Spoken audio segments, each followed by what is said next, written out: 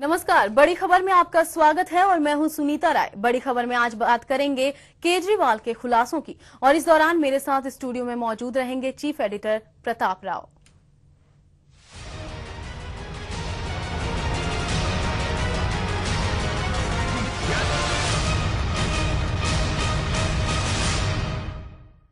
कभी अन्ना हजारे की सेना के सेनापति रहे अरविंद केजरीवाल ने पकड़ ली है अलग राह। अरविंद केजरीवाल राजनीति के अखाड़े में कूद गए हैं और इस समय पूरे फॉर्म में हैं। जहां आम जनता से जुड़े मुद्दे वो उठा ही रहे हैं, साथ ही मुख्य विपक्षी पार्टी का भी कहीं न कहीं वो जिम्मेदारी निभाते नजर आ रहे हैं। प्रताप जी, क्या लगता है अरविंद केजरीवाल के खुलासों को देखकर?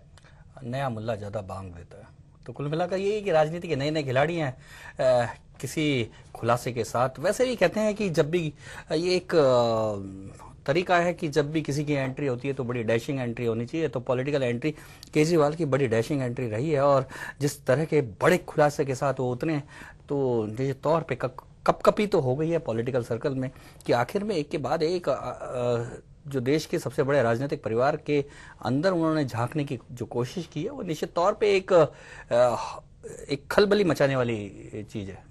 बिल्कुल। तो लेकिन यहाँ पर प्रताप जी, जो देखने वाली बात है, हालांकि किसी ने इस चीज को नहीं भापा था कि रॉबर्ट वाड्रा हो सकते हैं केजरीवाल का निशाना, लेकिन यहाँ पर जब सारी बातें अब साफ हो चुकी है, फिर भी कांग्रेस जिस तरह का रवैया अपना रही है, इसको क्या लगता है देखकर? नहीं, कांग्रेस को तो जो रवैया अपनाना चाहिए तो वो अपना रही है। कांग्रेस ये तो कह नहीं सकती कि केजरीवाल जी ने कहा है और हाँ बिल्कुल रॉबर्ट वाड्रा जो है भ्रष्टाचारी हैं, ऐसे तो कह नहीं सकती। कांग्रेस को तो ये कहना पड़ेगा नहीं नहीं, ये तो गलत आरोप है और केजरीवाल जो आरोप लगा रहे हैं बिल्कुल गलत है। कांग्रेस अपना काम कर रही है, लेकिन केजरीवाल जो कर रहे हैं वो बड़ी बात है, क्योंकि ये माना जाता है कि रॉबर्ट वाड्रा के ऊपर जो ये आरोप लगे हैं, इनकी जो सुरसुराहट है, इसकी जो खबर है, ऐसा नहीं है कि पहली बार केजरीवाल को लगी है। इस बात की खबर तमाम वेबसाइट में मौजूद थी, इस बात की खबर तमाम पॉलिटिकल लीडर्स को मौजूद थी।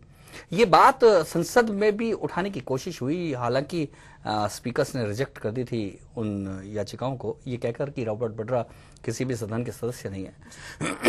लेकिन बड़ी बात सुनीता ये उठती है कि आखिर में अभी तक किसी भी पॉलिटिकल पार्टी ने क्यों नहीं कोशिश की, यदि कोई सत्य था तो उसे खुलासा करने की, और केजरीवाल ने ये काम तो किया है। हालांकि आने वाले दिनों में पता लगेगा कि इन खबरों, इन जो आरोपों में कितनी सच्चाई है, लेकिन सबसे बड़ी बात यह है कि केजरीवाल ने कम से कम कोशिश तो की। जो बात सुरसुराहट थी, जो बात केवल अफवाहों में थी, जो बात केवल कानाफूसी में थी, उन बात को उसने केजरीवाल ने जब दमदार तरीके से प्रेस के सामने आके कह दिया और ये कहा कि नहीं रॉबर्ट वाड्रा भी भ्रष्टाचारी हैं और कांग्रेस के सामने आज बगल झांकने के अलावा कोई चारा नहीं है, तो निश्चित तौर पर यह तो मानना पड़ेगा कि केजरीवाल एक जबरदस्त जंप लगाया। प्रताप जी, यहाँ पर उन्होंने वो तमाम सबूत भी पेश किए, हम आगे भी बात करेंगे, लेकिन फिलहाल आपको दिखा दें कि किस तरह से केजरीवाल ने जो है सवाल उठाए वाड्रा, डीएलएफ और हरियाणा सरकार के काम करने के तरीकों पर और किस तरह से किया खुलासा।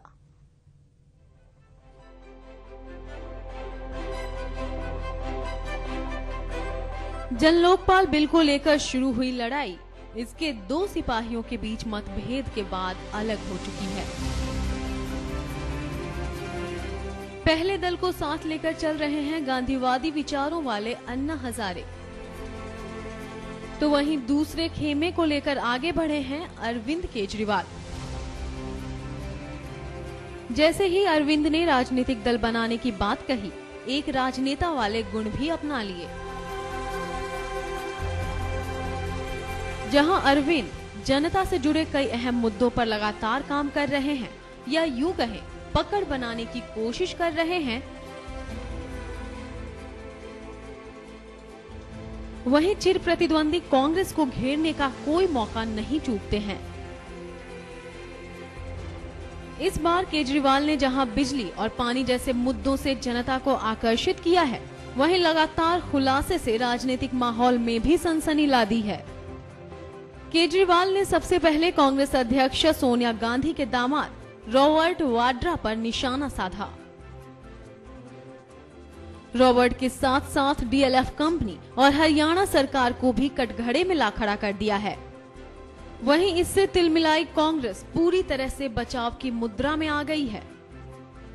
कांग्रेस के तमाम बड़े नेता रॉबर्ट वाड्रा के बचाव में आ खड़े हुए हैं। वहीं प्रमुख विपक्षी पार्टी भाजपा को बैठे बिठाए मुद्दा मिल गया है।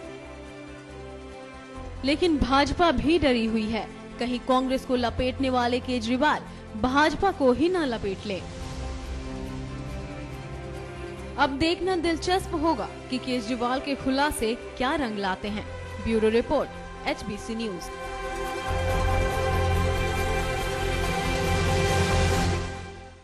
तो प्रताप जी, यहाँ पर जो गौर करने वाली बात है, भाजपा अमूमन कोई भी मुद्दा हो तो बहुत बड़ा उसे बना देती है। कोयला घोटाले को ही हम ले ले, पूरा का पूरा जो सत्र है वो उसने स्थगित कर दिया, लेकिन इस मामले पे क्या डरी हुई लगती है भाजपा? निश्चित तौर पे, क्योंकि भाजपा को तो सुनीता पहले से ही पता था कि रॉबर्ट वड्रा का ये मामला है। उनके पास कागज थे, लेकिन उनकी हिम्मत ही नहीं हुई कि कागज को किसी तरह से सार्वजनिक किया जाए।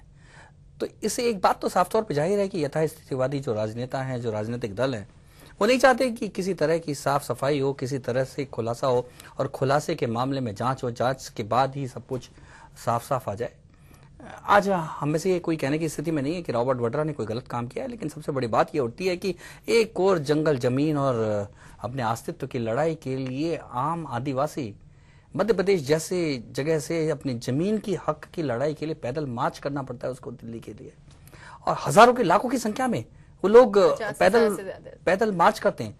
दूसरी ओर ये धनाढ़ लोग, DLF जैसी कंपनियां केवल अपनी लॉबी बनाकर और करोड़ों अरबों रुपए की जमीनों को कब्जे में ले लेती हैं सरकारी गठजोड़ से। ये एक साफ तौर पे जाहिर करता है कि किस तरह का गठजोड़ हमारे देश में बन गया है। रॉबर्ट वड्रा उस मामले में शामिल हो या नहीं हो, लेकिन हरियाणा सरकार के ऊपर तमाम सवाल उठ रहे हैं कि हरियाणा सरकार ने आखिर में DLF के साथ मिलकर किस तरह से आम किसानों की भूमि को कब्जे में करके और केवल DLF को दे दी। तो ये एक सवाल खड़े करती है कि आखिर में सरकारें क्या एजेंट बन गई हैं इन बड़ी बड़ी कंपनियों की, इन बड़े बड़े धनाढ़ियों की।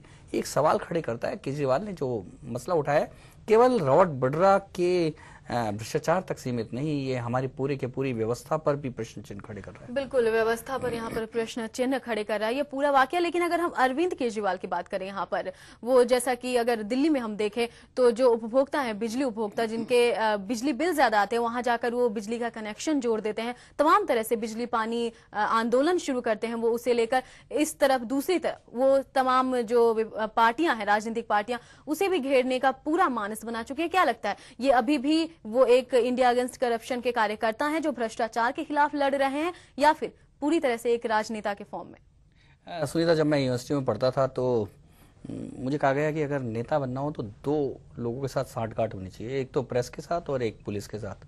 क्योंकि पुलिस डंडे मारे नेता को और वो डंडे मारने की जो खबर है वो प्रेस में छप जाए तो नेता बन जाता है। तो कुल मिलाकर और केजरीवाल का इन दोनों के साथ ही बड़ा अच्छा तालमेल है और वो सड़क पे उतर पड़ते हैं, पुलिस उन्हें रोकती है, पुलिस उन्हें गिरफ्तार करती है, अच्छी बड़ी बड़ी खबरें छपती हैं। और निश्चित तौर पे यदि देखा जाए तो एक राजनीतिक कार्यकर्ता के तौर पे केजरीवाल की जो पारी है बिल्कुल सही दिशा में चल रही है और एक राजनेता को जिस तरह से पब्लिसिटी मिलनी चाहिए पूरी पब्लिसिटी ले रहे हैं वो। बिल्कुल, तो पूरी पब्लिसिटी यहाँ पर अरविंद केजरीवाल जो है वो यहाँ से जुटा रहे हैं। आपको बता दें कि 5 अक्टूबर को अरविंद केजरीवाल ने खुलासा किया है, जहां पर रॉबर्ट वाड्रा जो कि कांग्रेस अध्यक्षा सोनिया गांधी के दामाद हैं, उन पर तमाम आरोप लगाए हैं कि DLF के साथ साठगांठ कर वाड्रा ने जहां फायदा लिया ही, वहीं हरियाणा सरकार पर भी तमाम सवाल खड़े हो गए हैं। आगे भी हम चर्चा करेंगे, फिलहाल रुकते हैं एक छोटे से ब्रेक के लिए।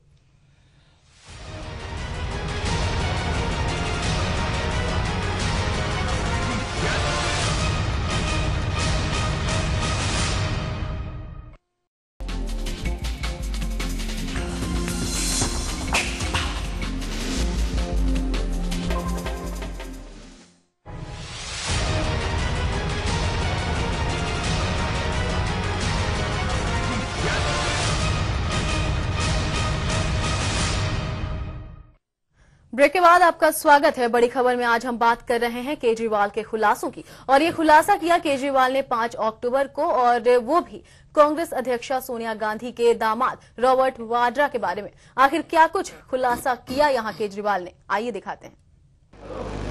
रॉबर्ट वड्रा जी ने 2007 से 2010 के बीच में 3 सालों के अंदर केवल 50 लाख रुपए से 300 करोड़ रुपए की प्रॉपर्टीज खरीदी है।